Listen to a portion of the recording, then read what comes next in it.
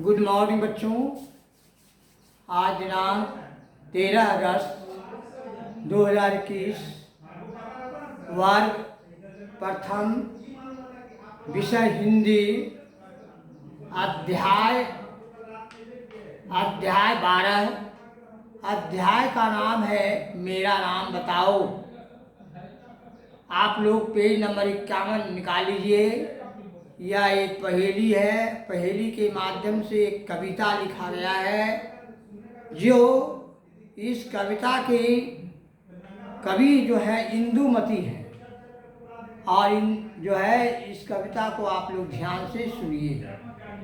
देखिए, यह एक प्रकार का पहेली है बच्चों, जो कि पहेली को जानने को से समझने से आपकी बुद्धि जो है प्रबल होगी, आप बुद्धिमान बनेंगे।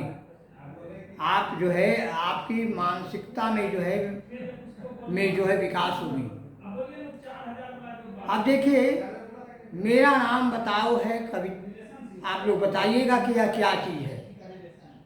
टिक टिक टिक टिक करती हूँ, चलती कभी न रुकती हूँ, सबको समय बताती हूँ, कभी नहीं अलसाती हूँ।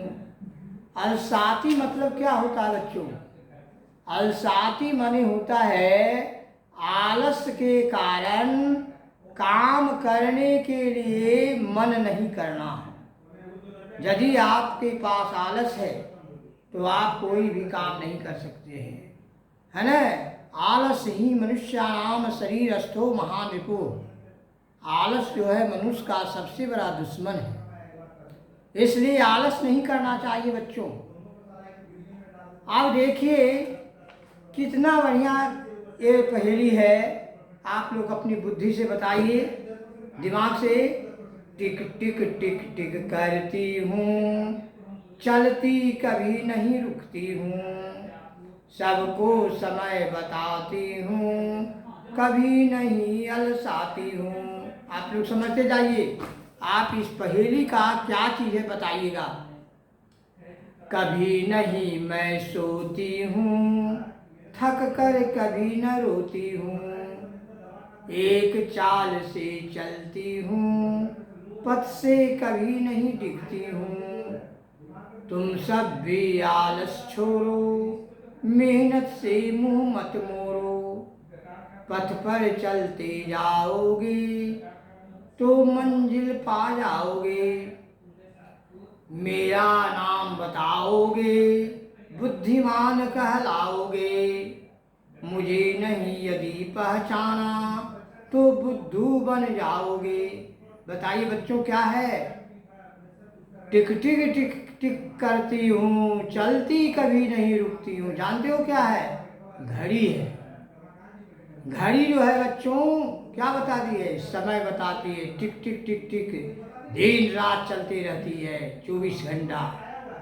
जानते हो आप लोग एक दिन में एक कितना घंटा होता है? 24 घंटे होते हैं। 12 घंटा का दिन होता है और 12 घंटा का रात होता है।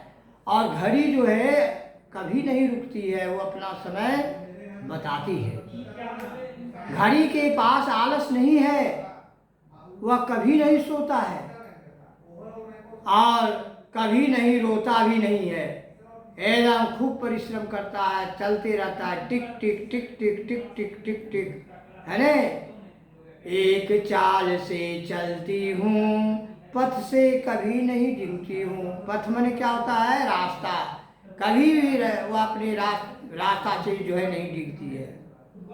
घड़ी चलती रहती है, समय बताती है ना।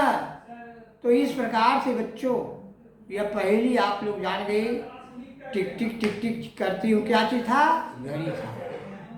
यह जो है घड़ी के एक समान आप लोग भी बनिए। घड़ी से आप शिक्षा ग्रहण कीजिए कि हमें भी जो है घड़ी की तरह जो है हमें आगे बढ़ते जाना है, हमें आलस नहीं करना है ना। तुम सब भी आलस छोड़ो, मेहनत से मुंह मत मोड़ो, पथ पर चलते जाओगे तो मंजिल पा जाओगे। है, यदि हम आलस करेंगे तो आदमी नहीं बन पाएंगे, है ना। और यदि मेहनत करेंगे तो हमें हर एक चीज़ों में, हर एक कामों में सफलता मिलेगी। आप कविता, बहुत से लड़के को कहते हैं कविता याद करके आना, है ना, तो कुछ लड़के याद करते हैं, कुछ नहीं करते हैं। और जो बच्चे मेहनती होते हैं, मेहनत करते हैं, वह कविता आप सुना देते हैं। लीजिए सर, सुनिए ने, बिना कहे हुए सुना देते हैं।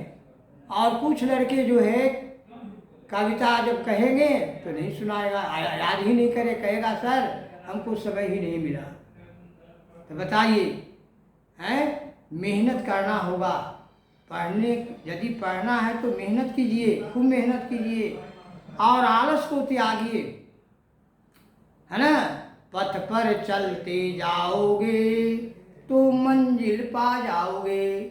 यदि आप समय अपने कर्तव्य पथ पर चलते जाइएगा तो निश्चित है यह है कि आपको सफलता अवश्य मिलेगी। इसलिए आप लोग आलस को छोड़िए, खूब मेहनत कीजिए, खूब मन लगाकर पढ़िए और माता पिता का आज्ञाकारी बनिए, अनुशासित रहिए, अनुशासन का पालन कीजिए। यही जो है इस कविता का मुख्य, आपको जो है कविता का जो मुख्य प्रेरणा है आपको यह मिल रही है। तो घड़ी के बारे में आप लोग समझ गए, है ना, कि घड़ी के पास आलस नहीं है, दिन रात चलती रहती है ना। इसलिए अब जो है आप लोग समझ ही हो गए होंगे, कभी नहीं मैं सोती हूँ, थक कर कभी नहीं रोती हूँ, एक चाल से चलती हूँ, पथ से कभी नहीं डिगती हूँ। तो ये पहेली थी। तो इस पहेली का क्या हुआ, किसको इसमें आया, घड़ी को कहा गया है। तो आप लोग बच्चों हैं, आप लोग भी जो है समय पर सब काम कीजिए, है ना, समय पर उठिए, समय पर खाना खाइए, हर एक काम समय पर आप कीजिए। मेरा नाम बताओगे बुद्धिमान कहलाओगे, मुझे नहीं यदि पहचाना तो बुद्धू बन जाओगे। यह इंदुमती जो है कवि है, कवित्री हैं, यह लिखी है। और यह कविता जो है बच्चों बहुत प्रेरणादायक है। और आप लोग, इससे आपको शिक्षा मिली कि हमें समय पर सब काम करना चाहिए, समय का दुरुपयोग नहीं करना चाहिए, है ना। इस प्रकार से आप लोगों को मैं आज गीता पाठ के शुभ अवसर पर बहुत बहुत हार्दिक शुभकामना प्रदान करता हूँ। जय हिंद, जय भारत।